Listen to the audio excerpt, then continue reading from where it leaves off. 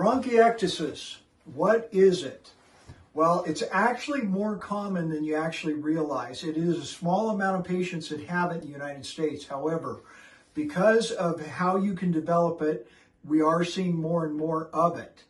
The lungs become damaged, and the way that the lungs become damaged can be due to an infection. It can be due to an inflammatory response, many things regarding that. But when they become damaged, it makes it hard to clear the mucus out of the lungs. The tubes in the lungs widen and pockets can form within the lungs, allowing not only mucus to get lodged there so you can't clear it, but more importantly, bacteria to find little hiding spaces where then you can develop multiple upper respiratory infections. It can be in a small area of the lungs, or it can be in a larger area where you definitely have more trouble than getting that mucus.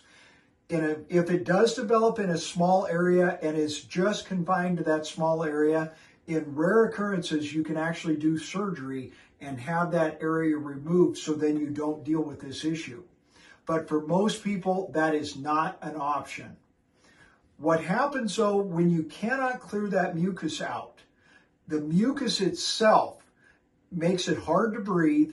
You do a lot of coughing, and the coughing can bring up some mucus, but you can also bring up, because of the infections, pus and blood with that. The other thing that is a risk factor for the infections is that mucus is a great place for bacteria to grow and develop. So you really got to watch yourself if you have this, that if you have an infection, you get into the doctor right away to get that infection treated so it doesn't develop into something that can go systemic on you. Now, 40% of the time, they really don't know what causes this. But for the other times, you're looking at things like tuberculosis, cystic fibrosis, autoimmune diseases like rheumatoid arthritis, IBS, or lupus, anything that can cause an inflammatory response in the lungs where there can be damage to the lungs could be the cause of this. Tumors can be the cause of it.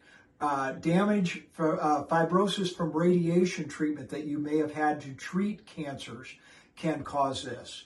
Also, alpha-1 antitrypsin deficiency can also lead to this. It's not as common as these other ones, but it can do that.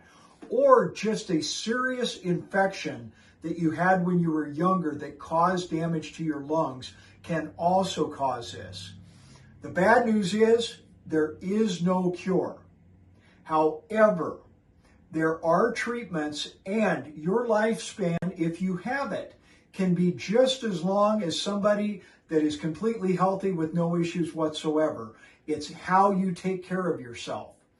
It's treated by cleaning out the mucus and treating the infections as they develop. Physical therapy can help with this. It's amazing what physical therapists and occupational therapists can do, really, but they can help with breathing exercises to improve your lung function and to help clear that out. Antibiotic treatment. Well, of course, we all take oral antibiotics, but if you have this, the most likely way that they will treat it is with inhaled antibiotics from a class called the macrolides, which is like erythromycin, azithromycin, clarithromycin, and you will inhale it by nebulizer to get it deep down into the lungs because you have difficulty inhaling and breathing in and out. So the nebulizer will get it deep down into the lungs where those pockets are to clear that bacteria and kill that bacteria and get it out. The other thing that you can do is mucolytics. And I know that those are very controversial, but you have things like guaifenesin, which is Mucinex, Robitussin, things like that, and a lot of water to help increase your cough response to get that out. That will help clear things out, and the water is very important with that as well. They also make a couple of devices called percussive vests, which help to put pressure on your lungs to get that out, and oscillating positive expiratory pressure device, which also will help to instigate the cough to get that garbage out. Now, when I was checking into this, one of the things that came up was, well, what kind of foods can affect this? What kind of foods will help clear it out, or will help or will not help and make it worse as far as not being able to cough that stuff up? A lot of the people said, well, don't do dairy.